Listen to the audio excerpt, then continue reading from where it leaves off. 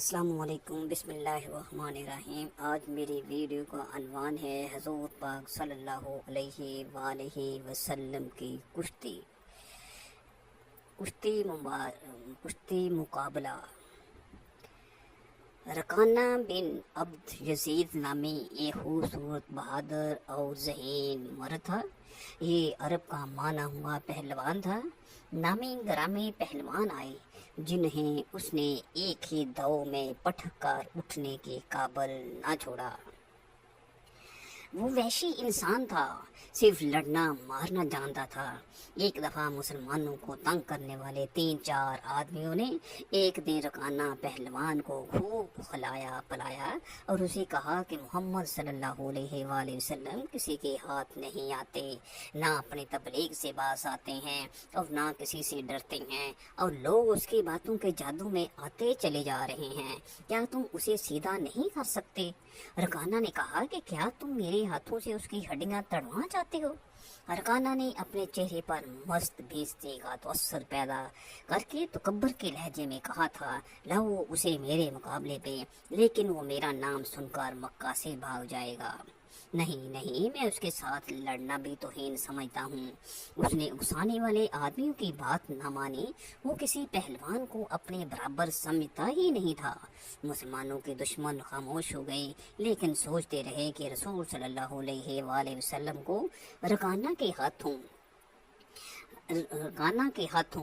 گرا کر آپ کا تماشا بنایا جائے۔ نعوذ باللہ، یہ دیکھنا چاہتے تھے۔ مکہ کے یہودی خاص طور پر رسول کریم صلی اللہ علیہ وآلہ وسلم کے دشمن تھے، لیکن وہ کھل کر میدان میں نہیں آتے تھے۔ وہ خوش تھے کہ اہل قریش آپس میں بڑھ کر ایک دوسرے کے دشمن ہو گئے ہیں۔ انہیں پتہ چل گیا کہ قریش کے کچھ آدمیوں نے رکانہ پہلوان کو اکسایا ہے کہ وہ رسول صلی اللہ علیہ وآلہ وسلم کو کشتی کے لیے للکارے، لیکن وہ نہیں مان رہا۔ ایک روز رکانہ رات کے وقت ایک گلی سے گزر رہا تھا کہ اس کے قریب سے ایک بڑی حسین جوان لڑکی گزری۔ چاندنی رات میں لڑکی نے رکانہ کو پہچان لیا اور مسکرائی۔ رکانہ وحشی تھا، وہ رک گیا اور لڑکی کا راستہ روک لیا۔ کیا تم جانتی ہو کہ عورت مرد کی طرف دیکھ کر مسکراتی ہے تو اس کا مطلب کیا ہوتا ہے؟ رکانہ پہلوان نے پوچھا، کون ہو تم؟ اس کا مطلب ہوتا ہے کہ عورت اس مرد کو چاہتی ہے۔ اس جوان لڑکی نے جواب دیا، میں سبت بنت ارمن، وہ ارمن یہودی کی بیٹی۔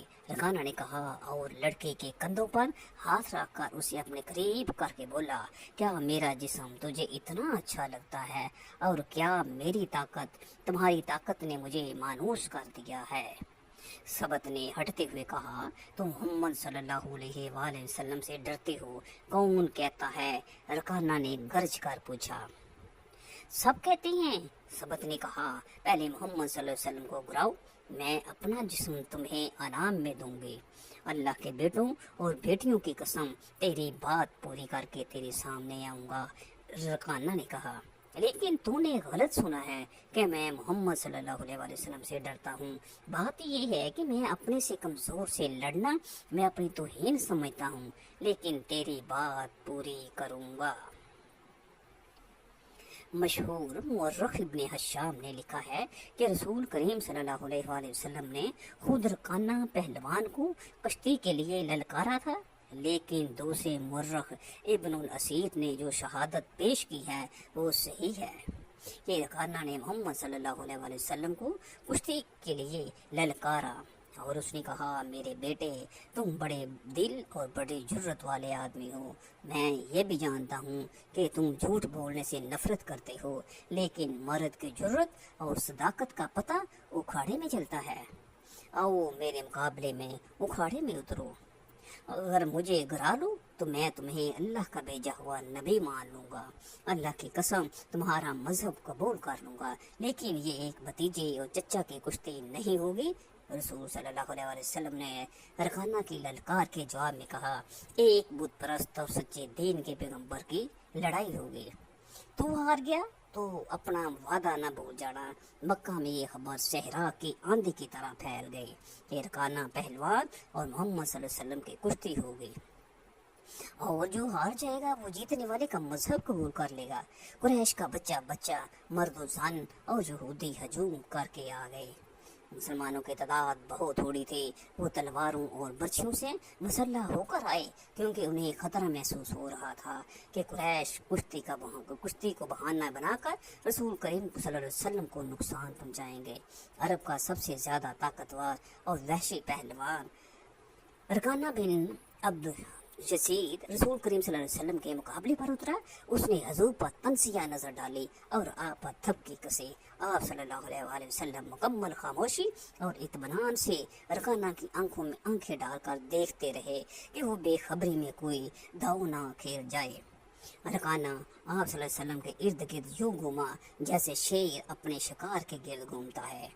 ہجوم رسول صلی اللہ علیہ وآلہ وسلم کا مذاق اڑا رہا تھا۔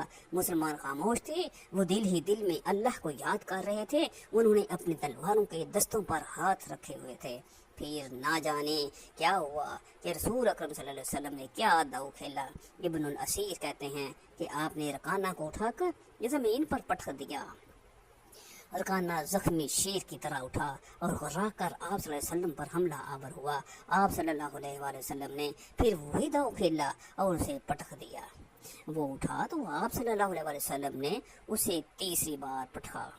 بھاری بھر کم جسم 3 بار پٹکا گیا تو کشتی جاری رکھنے کے قابل نہ رہا۔ رکانہ سر جھکا کر اکھاڑے سے نکل گیا۔ ہجوم پر سناٹا طاری ہو گیا اور مسلمان ننگی تلواریں اور برچھیاں ہوا میں لہرا لہرا کر اور اچھال کر نعرے لگا رہے تھے۔ رکانہ رسول اللہ صلی اللہ علیہ وسلم نے للکار کر کہا، اپنا وعدہ پورا کر اور یہی اعلان کر کہ آج سے تو مسلمان ہے۔ رکانہ نے قبول اسلام سے صاف انکار کر دیا اور پھر فتح مکہ کے دین اسلام قبول کر لیا۔ بعض مورخین نے لکھا ہے کہ رکانہ نے کشتی والے دن ہی اسلام قبول کر لیا تھا اور کہا تھا کہ جس شخص نے مجھے ہرایا ہے یہ کوئی عام آدمی ہو ہی نہیں سکتا، بلکہ یہ اللہ کا ہی نبی ہے۔